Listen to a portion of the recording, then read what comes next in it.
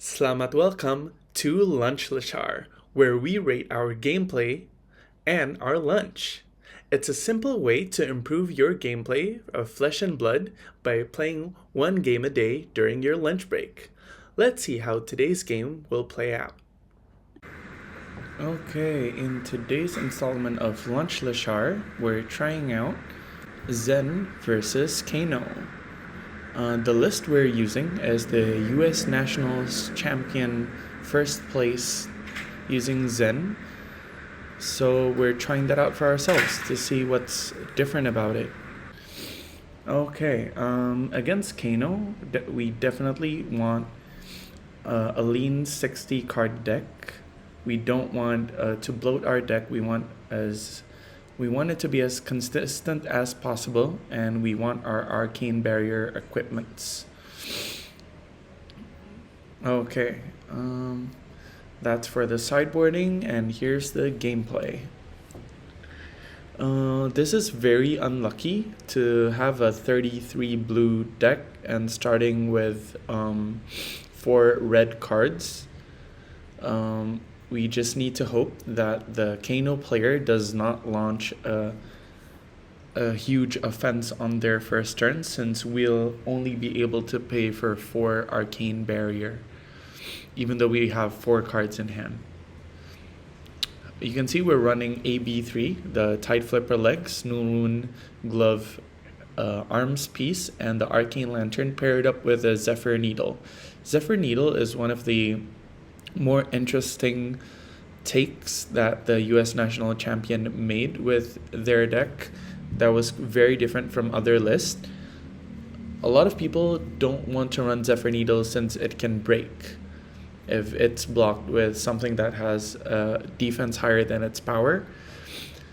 But in an aggro matchup, or in a matchup where people don't want to block anyway, you're fine with your Zephyr Needle attacking and breaking if it means taking a card from their hand and the tempo is still on your side. You can see that the Kano player played a bunch of cards. Thankfully, it was only a blue Aether Quickening. We're covering that up with AB2, pitching 2 red cards. We're leaving the 2 cards that have Go Again. So in case they stop launching an offensive, we still have cards with Go Again on our first turn. But sadly, they launch another attack, which is Lesson in Lava, which lets them tutor a card from their deck. And the card tutored depends on the amount of arcane damage dealt by Lesson in Lava. Since we only have 2 red pitch cards, we can only block 2 out of the 4 Lesson in Lava damage, which means they are guaranteed to be able to tutor for their combo piece, which is usually the Aether Wildfire that they want to put in their arsenal slot. So we're completely naked right here. If they have a blue in hand, they can go for Book or Blazing Aether, but since they only dealt 2 damage, they're not going to do that. The card tutored is the new card from the expansion slot. It's Kindle instead of the Aether Wildfire. Kindle is a very scary card for matchups where you're racing, since the extra damage is exponential. Okay, this is more in line of the type of hands that we're used to seeing from Zen. Multiple blue cards, transcend cards, and a combo card. We're starting off with our 100 wins, and we're going to use our Drop in the Ocean in the resolution step paired with our Rising Sun Setting Moon to transcend both items and start the game with Chi in our deck. Sadly, we're not running the typical headpiece, the Traverse the Universe, so we're not able to fetch the Chi when we want it. We have to run Mass of the Pouncing Lynx because Kano does not have attack actions, so they're not going to be able to attack you, so the Traverse won't be able to block and activate. That's why we run Mass of the Pouncing Lynx in the sideboards for matchups that they're not gonna attack us, for example, with Kano, and the only tutor target is the blue descendant, blue 100 wins, but most of the time we're gonna want to grab our tiger swipe. You see here, it's quite unlucky that we drew another transcend card instead of an actual card, so we're basically stuck with 3 transcend / chi cards. We're gonna be able to use one to grab a combo card, but the other 2 is stuck in our hand. I think it was a bit of a mistake to generate all those resources, since this was a possibility where we couldn't grab where we didn't get anything of our rising sun setting moon, and the resources would cover up for the payment for all our cards, and we would be left with a chi in hand and a transcend card in the arsenal. See, we opted for the chase the tail, and since we're not running the Kakara and they still have a full grip, we decide to not attack with the weapon since there's no punish here, since we can only go 2 links wide after the Zephyr Needle if we chose to use it. So definitely a blunder on my part, and there's no follow-up for the chase the tail. We don't have another tiger. If not, Zen would be entirely broken. Okay, see, we arsenal our transcend and we have a chi. So at least we have a chi for next turn. We're guaranteed to be able to fetch whatever we want from our deck. But on Kano's turn, since we didn't launch any meaningful offense, they're able to keep a full grip and start poking at us with arcane damage. But since Zen is a 33 blue deck, our hands will mostly have enough blues to pay for the arcane barrier. Okay, they're starting off with an Aether Quickening, red, pumped up by the Crucible and the Kindle, so this is going to be coming in for a ton. Interestingly, me in the past chose to not block any of it, probably going for the Harmony plus Transcend. Sadly, the Harmony whiffed. We got Stir the Pot. We saw 4 or 5 of our 8 Transcend cards in the first 2 to 3 hands. It's quite the anomaly. And we have to use Zen's ability here if we want to get the tiger from Harmony. So this will be quite the strong turn since we're able to Harmony for 3, tiger, and then chase the tail, tiger again, and then end it with the Command and Conquer. Sadly, this is Harmony, not Artiforce, so our tigers are dealing...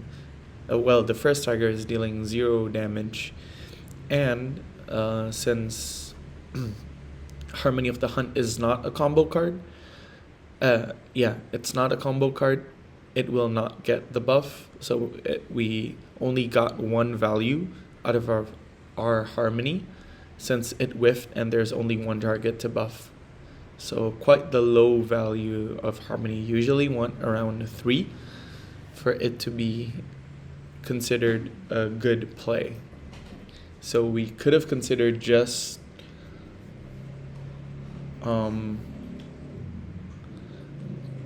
pitching the Harmony to Arcane Barrier last turn, so we save a bit of life. We would be at 35 and we would deal the same amount of damage this turn. Okay, they're starting off with a sap from their top deck. This hand, again, we have 3 blues, but it's quite precarious. At least at the time, I thought I couldn't target levels of enlightenment while it was on the stack with Grain the Tips the Scale and other targeting instance, but I was wrong. That's why you see me very confused with this line. The correct line would be just to levels, pitch the sacred art, and then target it with green that tips the scale. Zen and fetch the bonds immediately. Levels with 2 modes, go again, draw a card, and then play Descendant, play bonds, and then play something from and fetch something from our deck. You see me tanking a bit here. It's because at the time, I was still under the impression that you couldn't target during the layer step, but you can. The correct play is just levels, pitching sacred art, and then immediately green it before it resolves. So we're gonna spend a bit of time tanking here on how to play this hand, how to convert as much damage, as much pressure as possible, while still trying to keep at least 1 card in hand so we can prevent 3 of the Aether Wildfire damage, since every 1 point of arcane damage you prevent from the Aether Wildfire during their normal combo is worth 5 points of life. So keeping a blue in hand will save us 15 damage. See me here just playing the levels, not targeting it with grains, only 1 mode, only go again. We could have played 2 modes. We should have drawn an extra card here, but it's okay. We're still mounting a good offense, and they're already blocking with a card, which means it's less likely we're able to die from this point suddenly. But okay, now that they've blocked with 2 cards, we're guaranteed to be able to live with us at 31. But since they already have Epot and Spellfire Cloak, there is a possibility that they can still combo us with 3 cards in hand and a card in arsenal. See us fetching the bonds with our hero ability. We're gonna grab the 100 Winds, and we're most likely gonna arsenal the Crouching Tiger. You see, we're going to play the 100 Winds first before Zephyr Needling, since we want them to block with the card from hand first if possible, so our Zephyr Needle doesn't break on the first hit. But since they took the damage, we're gonna grab as much damage as possible with our Mass of the Pouncing Lynx, which is with Tiger Swipe. Again, we're not gonna Zephyr Needle yet. We want them to block our Tiger first, so they have no cards in hand, and our Zephyr Needle is free to attack. The Tiger Swipe here, getting the Tiger is not really high value, since it's coming in for 0, there are no buffs. But since they decided to take both the 100 Winds and the Tiger Swipe, just playing out our Zephyr Needle is guaranteed to grab a card that they really want to hold to, or we deal 2 damage and they fall down to 1, which means anything that we send at them is lethal on our next turn. Now we understood why they didn't block, since it was an energy potion and it could not block, but it's scary here.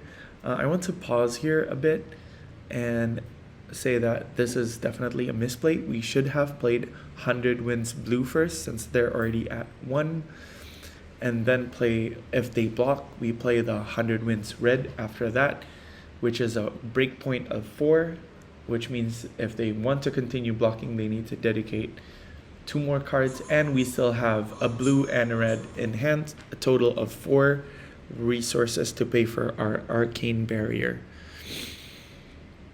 Playing the 100 Winds first means that if we play the blue 100 Winds second, we're in the same spot as we are previously, but they only have to commit one card instead of two to block out the second attack. The alternative here is playing levels, but we need to pitch a blue, which means we only have one card left in hand, and it's a red, which means we only have 3 total resources left instead of 4.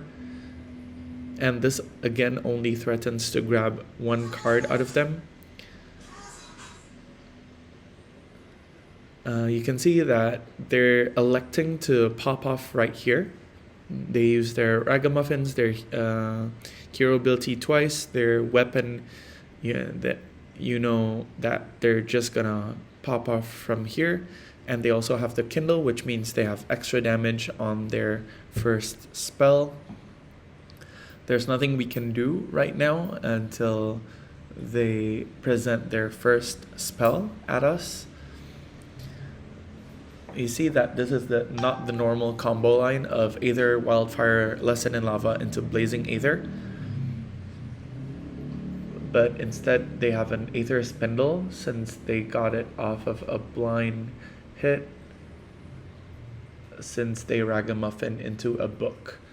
You see they wanted to undo. They don't want the levels to resolve yet, since there's a chance that we choose the mode draw a card.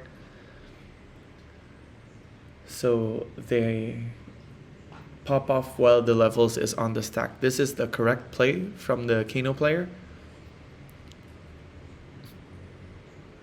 Okay, they're not starting off with Aether Wildfire. They're starting off with an Aether Spindle, maximum buffs, with the weapon, the Kindle, and maybe Metacarpus. Yeah, since it's base 4 and it's plus 3. Kindle, weapon, and Metacarpus. You see us blocking it in its entirety to prevent as much damage as possible. Since level has yet to resolve, if they choose to continue popping off and leaving one card in hand, we can choose the mode +2 to get them. Okay, so they're opting 4 cards. We see they bottom 2 cards and top 2 cards. They're gonna Kano twice. Sadly, it's both a Blazing Aether and a Lesson in Lava, and they still have 2 Epots and their Spellfire Cloak, and we no longer have resources to pay, which means they're at minimum gonna double blaze us with the lessons. This was very well played from the Kano player, and you see me hover over the 12-petal Kasaya. It's just noting that if we have a Chi, just creating the Zen state during Kano's combo turn is actually really potent, because at minimum they're going to go 3 spells wide, and a Chi going into Zen state prevents 3, which is already on rate with our arcane barrier prevention. But the great thing is with Zen state, since it prevents the damage on top of it, we can prevent up to 4 damage for a single instance, which means we can target a specific spell that we really want to stop, for example the Aether Wildfire or Lesson in Lava, and being able to prevent it for 4 total means that the exponential power from Kano spells is prevented more. You see Kano, since they have enough resources, they can lesson into blazing, so we're gonna be lesson blazing with a second blazing for 20, putting us at -9. Okay, let's head over to our match Lunchlishar recap. And here's the recap of Lunchtime Talishar number 3. In today's match, we played against Kano as Zen, but not just any Zen. Today we used Evan Herndon's US National #1 placing deck Zen. which is very unique. It had a very spicy take, especially the Zephyr needles, which were not used in many other Zen lists that we saw in the competition throughout the stream, US Nationals Day 1 and Day 2. So it was very interesting to play.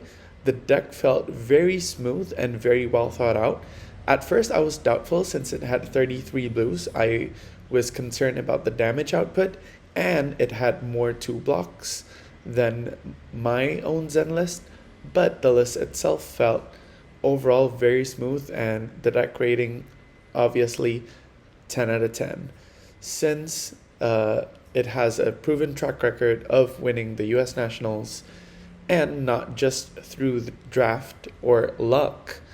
Evan actually swept 8-0 during the classic constructed portion of the Nationals, and obviously he swept the top 8 portion as well. So overall 11 wins and 0 losses for the deck that day. And how we played it, however, is a different story. We made a couple of mistakes since it's quite a new list. We're not very familiar. We're locked into play patterns that we're used to from previous decks. And there was also one interaction involving the levels of enlightenment and grain that tips the scale. That was a huge blunder on our part from the knowledge perspective, but now we've learned to know better. So we made 2 major mistakes and a few smaller ones. So I would rate my own gameplay at a 7.5 out of 10. Moving over to the lunch category. Lunch today was the OG Rendang that's made by my wife's grandma. She's an OG Padang person, so you know shit's gonna be bussin'. It's really nice, really smooth, really tender. It's not overbearing in any way. It's not too spicy. It's just right. And we had the complement of corn-fritters made by the wife. It's very crunchy and the corns are very sweet, so it had a huge balancing effect on the very rich rendang that has a very soft texture. This corn has this sweet yet very crunchy texture, and of course you wouldn't round out a meal in Indonesia without white rice.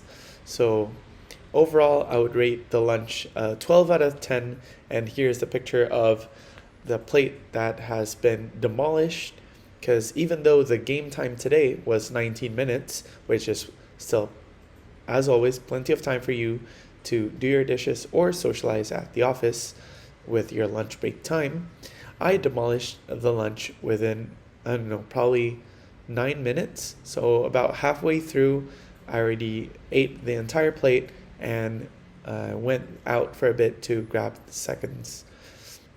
So that's it for Lunchtime Talishar number 3 recap. Thanks for having me, and sampai goodbye.